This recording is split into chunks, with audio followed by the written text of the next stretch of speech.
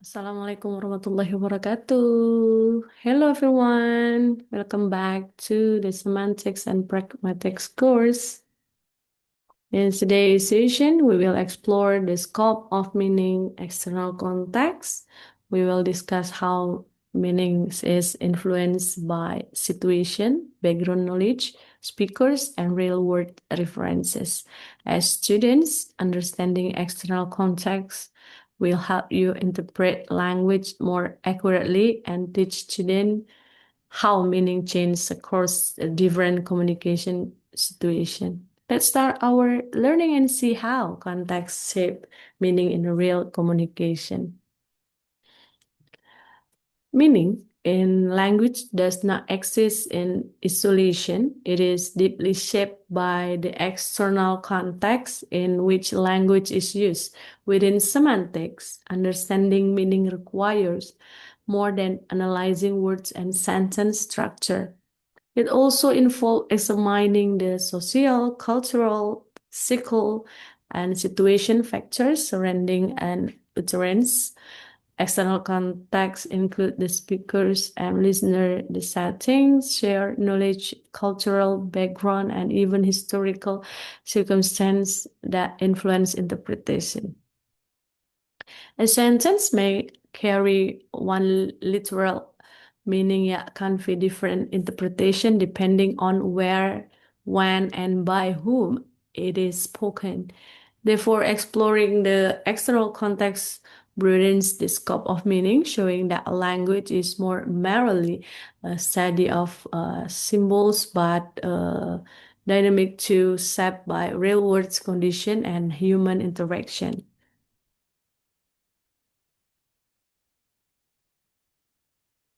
Okay, by the end of this learning, students will able to complete the objective below.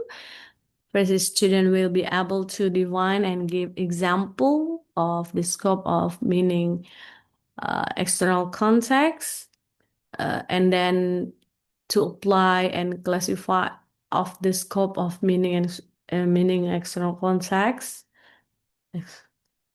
And then student will be able to analyze the scope of meaning in internal context. And then this is a list of the content. It's about the meaning and context. Meaning depend on context. Context shape how language is interpreted, and then external context is a sense and reference. Sense is word general meaning, and reference is the specific things it refers to in context. And then the third is knowledge of meaning and fact. Understanding meaning involve knowing language structure. It also require background knowledge about the word. And the last one is problem between encyclopedia dictionary distinction. Dictionary meaning and encyclopedic or encyclopedia knowledge often overlap. The boundaries between them is not always clear. Okay. Um. Okay. Next, meaning and context. What is context? According to the dictionary, when we open the Cambridge Dictionary, context is the situation in which some things exist or happen. And then in Merriam-Webster's, context is the set of condition where and when something happens. In linguistic, context include who is speaking, who is listening, where they are, when the U-turns happen, the social relationship between speakers, and the previous discourse. And why meaning and context are interdependent. Semantic studies meaning, but We cannot study language use, pragmatic, without knowing what words means. And then we cannot fully understand meaning without saying how words are used in context. For example, meaning depend on context. It's cool. It's cooled. It's cooled, for example. Um, mm, I think it's cool. Okay. It's cool. Um, Meaning depend on context. In a room, for example, temperature is low. During, for example, in dinner, food is not warm. Okay. And in conversation, someone is emotionally distant. It's just in sentence or phrases. It's cool. We have three, for example, meaning depend on the context. Where is it's cool, the phrases or the sense, the phrases, it's cool to say in room, in for during dinner or in conversation. So meaning is not fixed. It interact with context. Okay. Meaning is not fixed. It interact with context. Okay. External context, sense and a reference, one of the most important distinction in semantics. Between is in semantics is between sense and a reference. Reference is the object in the word that a word refers to example. Okay. Marian refers to a particular person, and the Eiffel Tower refers to a specific building in Paris. Now, the Eiffel Tower is not in Indonesia, for example, because there is no the Eiffel Tower there. Okay. Important things is first agree that speakers refers not words. Words themselves do not refer automatically. Speakers use word to reverse. For example, the president is speaking. Who is the president? The context. We see that context. If I am in Indonesia, when I say that the president is speaking, it's referred to Prabowo Subianto. But in the US, I forgot. Uh, President of US. Mm, Donald Trump. Yeah, Donald Trump. So it's depending uh on the context there. Reference depends on context. If in Indonesia, so it's different president. The president is speaking is Prabowo Subianto. Like that. Okay. And then it's about the sense. Sense is the abstract meanings of a word dependent of a particular object. For example, morning stars, evening star. But refers to Venus, same reference, but they have different sense, different ways of presenting the object. For example, is when we express the word the word or the phrase the morning star, sense star seen in morning, star seen in morning, we can express that morning star. Reference Venus, the reference in Venus, okay? And when we say the evening stars,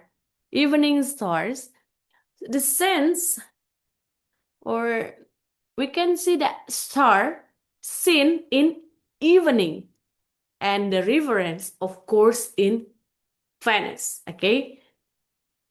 Once again, morning star, evening star, but revert to Venus, or same reference. Morning star in Venus and evening star in its reference in Venus. Okay, but they have different sense. Why different sense? Because different ways of presenting the object. Morning stars sense that star seen in morning, but if you said the evening star seen in evening. External context, sense and reference. Reference is one of the fundamental concept of the study uh, of meaning.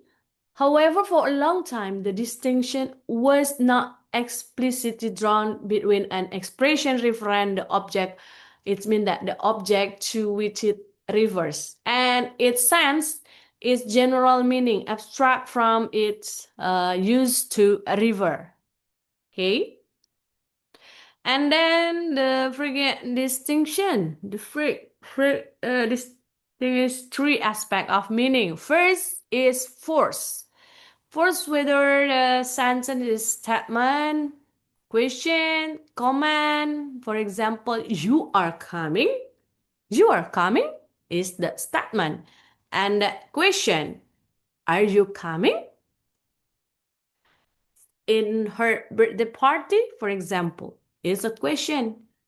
And then is a command, come here, hurry up, come here, for example. Okay. And then tone, a coloring, it means that emotional or stylistic differences. For example, die, natural, pass away is polite, more polite. And then kick the bucket, informal or slang, an idiom. It the same reference, die, pass away, kick the bucket, is the same reference but different tone is the tone. Okay, and then the sense is the conceptual content of the expression. What is conceptual content is the of the expression. Okay, next is the sense or reference. A reference, distinction, and linguistic description is reference, speakers and hearers is the phrase in rhymers. You can open the book rhymers. State that reference is under the speaker's control is not word that refers but speakers. Is the sense or reference distinction. So reference, speakers, and hearers, and the limits of sense and reference consider.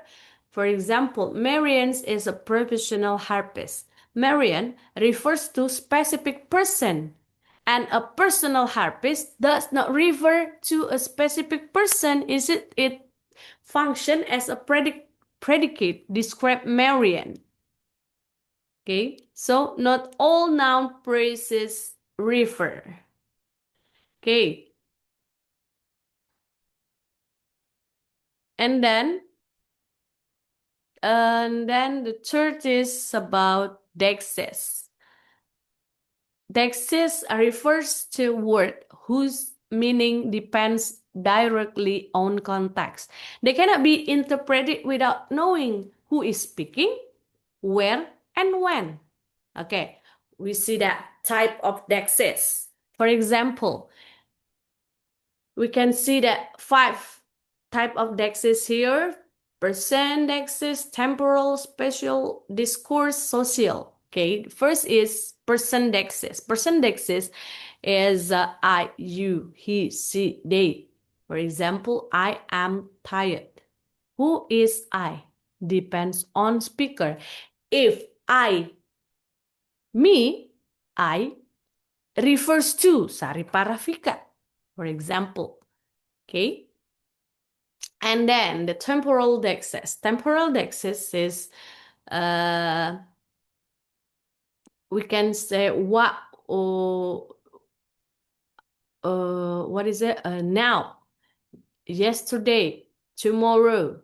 For example, I will go tomorrow. Tomorrow depends on the day of speaking. If I say in Monday, tomorrow, it's mean that if I say I will go tomorrow in Monday, so tomorrow is Monday, Tuesday. Okay, tomorrow.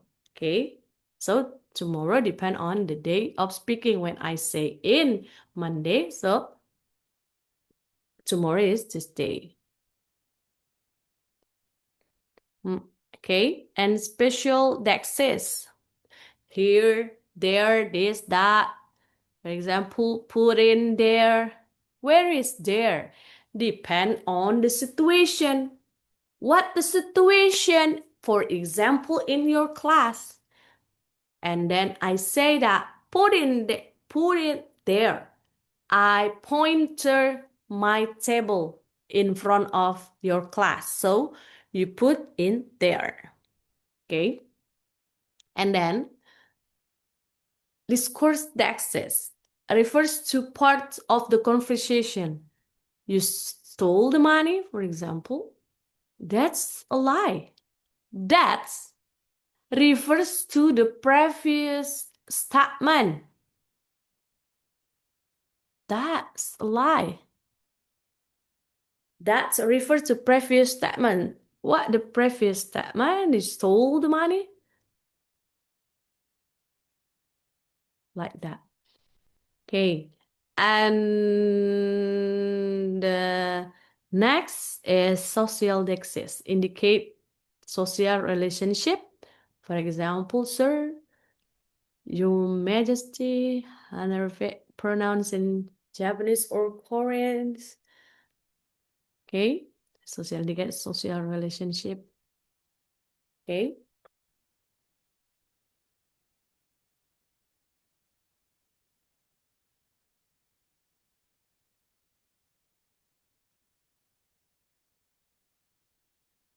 Okay, now is knowledge of meaning versus knowledge of fact. Knowledge is the accumulation of information, technique, and skills. You may know simple facts such as word capitals or skills such as fire making. Wisdom generally encompasses higher order intelligence, judgment, morality, and decision making. Knowledge of meaning give equal weight to philosophical, empirical, and formal discussion. It addresses empirical issues in linguistic semantics. And its fundamental conceptual questions, including the relation between truth and meaning and the methodology of semantic theorizing. Knowledge of how words function in language, example, knowing that bahlu. Bahlu, meaning unmarried adult man. If X is a horse, X is an animal. Okay, this is a semantic knowledge. Okay, because knowledge of how word function in language. Okay. And then knowledge of facts. Knowledge of facts, also called prepositional knowledge, is often defined as the true belief that is distinct from opinions or guesswork by justification. Fact is an objective statement without your logical interpretation. Facts are the information you obtain using careful and unbiased observation. using your sense and or instruments of observation and measurement. We have no cognitive access to the facts apart from forming a belief about them in saying that reality is such and that given state of affair actually strains I will accomplish no more and confirm my uh, conviction in the matter.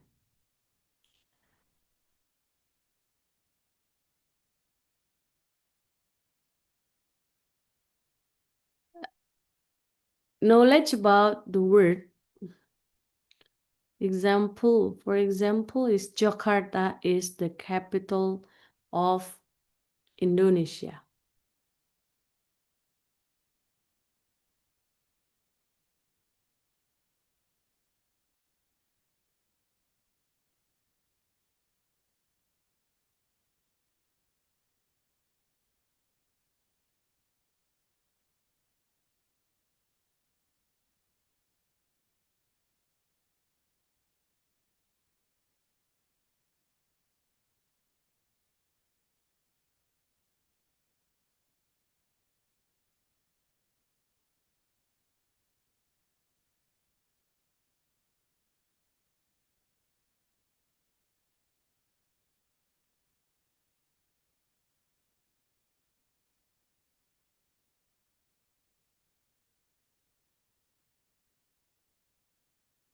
Water boils at 100 C.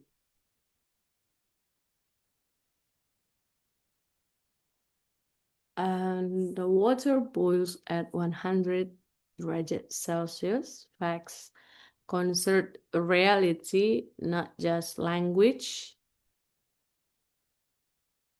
It's just knowledge about the word. It's the different knowledge of meaning and knowledge of fact. So important is that we only access reality through belief when we say the cat is on the mat. We are making a claim about reality. If true, correct belief. If false, incorrect belief, meaning is linked to truth condition. Okay.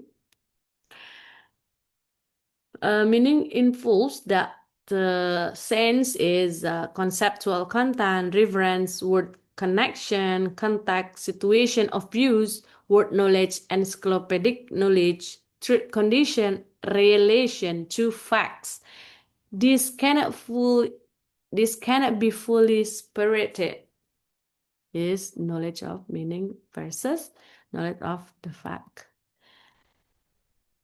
Next is about dictionary versus encyclopedia. This distinction separates dictionary meaning essential meaning needed to use the word correctly. For example, bird. Bird equals or is an animal with feather and wings. All speaker must know this. And encyclopedic knowledge, additional world knowledge about the referent. Example, have a bird migrate, bird build nest, bird lay eggs. Not all speakers know all this information. We must book or open the encyclopedia and you can search bird and you can see that how birds build a nest. Example. Problem. The boundaries is unclear. For example, get me some tomatoes and other fruit. Normally, tomatoes equal or is vegetables culinary classification, but in scientifically, tomato is fruit botanical classification.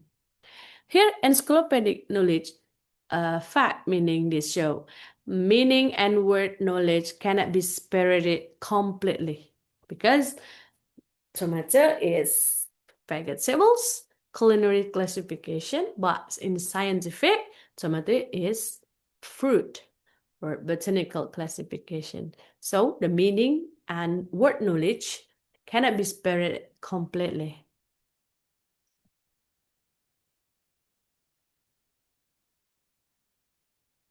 Um, in this, what the problem? The encyclopedic dictionary distinction. The dictionary encyclopedic distinction is not widely accepted among linguists. This is large because the boundaries between the two appears highly permeable, if not non-existent, as any comparison of dictionaries will reveal. It is very hard to determine where the information stops being part of the word dictionary meaning and become part of the encyclopedic knowledge we have of its denotation. The difficulty of resolving this kind of question stem from the fact that depending on the context, it would seem that any part of the supposedly encyclopedic information associated with a word may become linguistically significant. For you see that the others example gets me some tomatoes and other fruit, for example. So this means um the piece of encyclopedic knowledge has affected is the co-occurrence possibilities of a lexical item, which is a tomato would typically be categorized as a vegetables. It belongs to the incompatible categories of fruit. This phenomenon suggests that there is no boundaries between knowledge of the meaning of word and knowledge of the object the word denotes. Okay, is the problem. So the boundaries unclear, but we get to summaries. Meaning is set by one linguistic sentence, and then real words reference, and then speaker's intention, context of utterance, and social factor, and the last one is background knowledge. This is why semantics and pragmatics are deeply interconnected.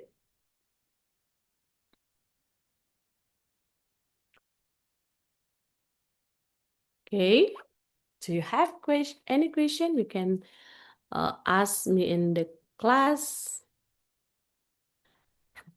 And all right, students, today we have discussed the scope of meaning, external context, and how meaning is shaped by factors beyond the words themselves. Remember that language meaning depends on situation, speaker intention, shared knowledge, and real-world reference. I hope this session helped you become more critical and sensitive in analyzing meaning in authentic communication. Thank you for your attention. See you in the next session. Happy learning!